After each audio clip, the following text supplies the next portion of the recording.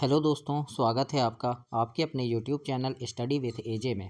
इसमें आज की वीडियो में मैं आपके लिए लेकर के आया हूँ आपकी 8th ग्रेड अभ्यास पुस्तिका, जो आपकी पर्यावरण अध्ययन की है बच्चों और कक्षा 5वीं के बच्चों के लिए आई हुई इस साल की नई वर्कबुक है। और दोस्तों, आपको आपकी इसमें हिंदी, अंग्रेजी और गणित की वीडियो सारी चैनल पे मैंने करवा दिया है 8th ग्रेड की। तो चैनल को सब्सक्राइब करके उन वीडियोस को देखें, पढ़ें और समझें कि किस प्रकार से मैंने सारी चीज़ें उसमें आपको बताई है। आज की इस वीडियो में हम देखेंगे पाठ 18 जाएं तो जाएं कहाँ। इसके बारे में जानते हैं, इसके प्रश्नों के उत्तर देखेंगे, कैसे आपको इसके प्रश्न के उत्तर लिखना है, वो सारी चीज़ें आज की इस वीडियो में हम देखते हैं। तो आइए वीडियो में अंत तक बने रहिएगा आप। सबसे पहले आपको अभ्यास प्रश्न दिया है और दोस्तों चैनल ध्यान से सब्सक्राइब कर लेना। आपकी वार्षिक परीक्षा आने वाली है। वार्षिक परीक्षा के पहले चैनल पे काफ़ी सारे वीडियोस लेकर के आता हूँ मैं, जिसमें आपके परीक्षा में आने वाले आईएमपी प्रश्न की वीडियो, पेपर की वीडियो, सारी चीज़ें आपको इस चैनल पर हमेशा मिलेगी। तो उन्हें देखने के लिए चैनल को सब्सक्राइब कर लेना। तो आइए देखते हैं अभ्यास प्रश्न में। सबसे पहले वस्तुनिष्ठ प्रश्न है और पहला प्रश्न आपसे यहाँ पर पूछा है कि यात्रा के गांव छोड़ने का कारण क्या था। तो उसका कारण था बच्चों बांध बनना, है ना। उसके गांव में बांध बन रहा था, इसलिए उनको गांव छोड़ना पड़ रहा था। तो दूसरा नंबर इसमें सही उत्तर होगा, तो वो आपको यहाँ पर लिखना है। ब नंबर का प्रश्न है कि नदी पर बांध बनने से उसके आसपास के गांव को क्या फ़ायदा होगा। तो दोस्तों उसमें क्या होता है, बिजली का उत्पादन उनमें बढ़ेगा, है ना। कपड़े का उत्पादन बढ़ेगा, गलत है। कागज़ का उत्पादन, गैस का उत्पादन, गलत है। बिजली का उत्पादन इसमें बढ़ेगा, तो यहाँ पर दूसरा इसमें सही उत्तर होगा। तो इस प्रकार से आपको अ और ब को ऐसे कंप्लीट करना है। इसके बाद स नंबर देखते हैं। स नंबर में आपसे यहाँ पर पूछा है कि यात्रा के पूर्वज कहाँ रहते थे। तो वो रहते थे बच्चों खेड़ी गांव में, है ना। तो 1 नंबर में इसमें सही उत्तर होगा खेड़ी गांव। इसके बाद द नंबर का प्रश्न है कि यात्रा जब मुंबई पहुंचा तो जीवन यापन के लिए उसने कौन सा कार्य प्रारंभ किया। तो दोस्तों उन्होंने मछली पकड़ने की जाली की मरम्मत का कार्य प्रारंभ किया था। तो इसमें तीसरा इसमें सही उत्तर होगा कि मछली पकड़ने की जाली की मरम्मत का कार्य। तो इस प्रकार से आपको द तक ऐसे विकल्प आपको लिखने हैं और अपनी वर्कबुक में ऐसे कंप्लीट करना है बच्चों। अब हम आगे देखते हैं। इसमें रिक्त स्थान की पूर्ति करो वाले प्रश्न हैं। तो सबसे पहला प्रश्न यहाँ पर आपके लिए पूछा है, इसमें खाली स्थान भरना है बच्चों आपको। तो लिखा है सिंदूरी के लोग खेड़ी के लोगों को बिन बुलाए मेहमान कहकर मजाक उड़ाते थे। तो खाली स्थान में आपको बिन बुलाए मेहमान लिखना है। दूसरा है इसमें यात्रा खेड़ी गांव में बांध बनने के कारण सिंदूरी गांव आया था। अगला है यात्रा भाई जमीन और जानवर बेचकर मुंबई आए थे। तो इसमें जमीन और जानवर आपको ऐसे लिखना है। अगला प्रश्न है खेड़ी गांव के लोगों को सिंदूरी गांव आने पर कठिनाइयों का सामना करना पड़ा। तो इस प्रकार से आपको यहाँ पर कंप्लीट करना है बच्चों। 1 से 4 तक खालिस्तान में ऐसे आप लिखेंगे। इसके बाद आगे है अति लघुत्तरी प्रश्न। इसमें आपको प्रश्नों के उत्तर लिखना है। तो कैसे लिखना है वो भी हम इसमें देखते हैं। तो आइए देखते हैं। यहाँ पर प्रश्न दूसरा आपसे यहाँ पूछा है कि आप बड़े होकर गांव में रहना पसंद करोगे या शहर में और क्यों। तो इसके उत्तर में हम लिख सकते हैं कि गांव में रहना पसंद करेंगे, क्योंकि वहाँ का वातावरण शुद्ध होता है। इस प्रकार से आप प्रश्न 2 में लिखेंगे। प्रश्न नंबर 3 है और इसमें पूछा है यात्रा के बेटे सोडिया को भी मुंबई आकर क्या क्या काम करना पड़ा था।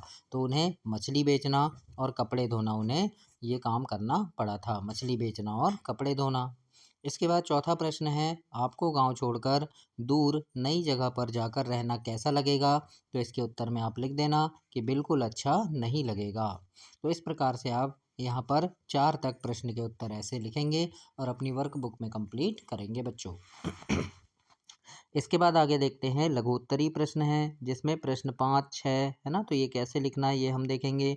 और दोस्तों चैनल ध्यान से सब्सक्राइब कर लेना। आपकी सारी चीज़ें इस चैनल पर मिलेगी आपको। ओलंपियाड की वीडियो, है ना, और आपके नवोदय की वीडियो डलते रहती है। आपकी वार्षिक परीक्षा होगी तो उसके पहले आपको आईएमपी प्रश्नों की वीडियो सभी विषय की इस चैनल पर मिलेगी। तो उसके लिए आप चैनल को सब्सक्राइब करके रखिएगा। आइए देखते हैं प्रश्न नंबर 5 है। इसमें लिखा है खेड़ी गांव के लोगों को सिंदूरी गांव में आने पर कौन कौन सी कठिनाइयों का सामना करना पड़ा। तो इसके उत्तर में आप लिखना भाषा की समस्या, आवास की समस्या मतलब रहने की समस्या, स्वास्थ्य सुविधाओं की कमी, है ना, और स्कूल की समस्या आदि। इस प्रकार से आप प्रश्न 5 में लिखेंगे। छठवां प्रश्न देखते हैं, इसमें आपसे पूछा है कि गांव का जीवन शहरों के जीवन से किस प्रकार अलग है। तो गांव का जीवन यहाँ पर आपको लिखना है, तो इसमें लिख देना शांत वातावरण, ताजी हवा, बेहतर सुविधा और स्वच्छता। और शहर के जीवन में आप लिख देना शोर और प्रदूषण, सीमित सुविधा और गंदगी, कूड़ा, है ना। इस प्रकार से आप यहाँ पर दोनों में अंतर लिख सकते हैं। तो प्रश्न नंबर 6 में आपको ऐसे लिखना है और ऐसे कंप्लीट करना है। आगे देखते हैं, अब प्रश्न नंबर 7वां है। और 7वें प्रश्न में आपसे यहाँ पर पूछा है कि क्या आपने कभी ऐसे बच्चों को देखा है जो पढ़ने के साथ साथ काम पर भी जाते हैं, उन्हें ऐसा क्यों करना पड़ता होगा। इस प्रकार से प्रश्न है।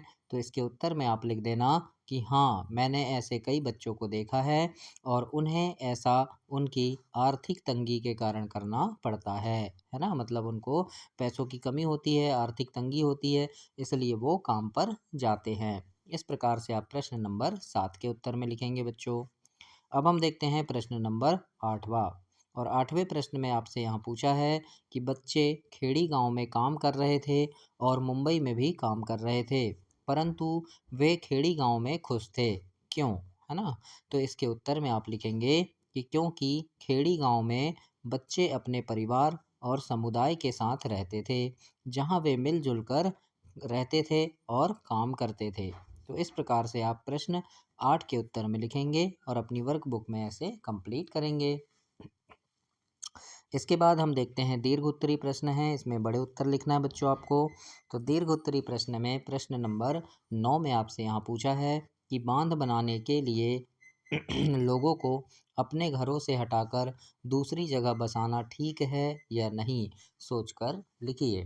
तो इसके उत्तर में आप लिख सकते हैं कि यह ठीक नहीं है, क्योंकि उन्हें अपनी जमीन, घर और आजीविका से दूर कर दिया जाता है, जिससे उन्हें भारी मानसिक और आर्थिक नुकसान होता है ना।